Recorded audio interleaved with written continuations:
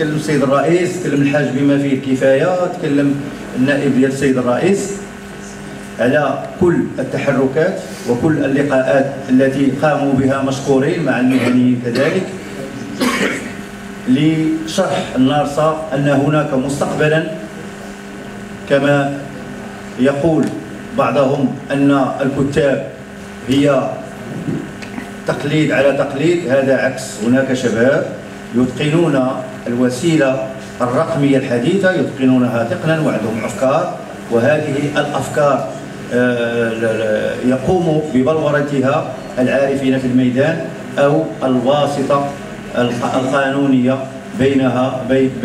بين الكاتب وبين نسخ ما قيل في اوراق ليبقى ذلك صامدا ومكتوبا ان شاء الله مستقبلا تستفيد منه الاجيال القادمه في هذا الميدان. هذا الميدان اللي هو يعني ماشي سهل. البارح ملي قاموا بتلك الخرجه، باش نكون واضح معكم، وانا لا اعرف ان التوي في طريق قد يخرجني اذا قمت بهذا التواء الى شوك يستعصى المرور عليه.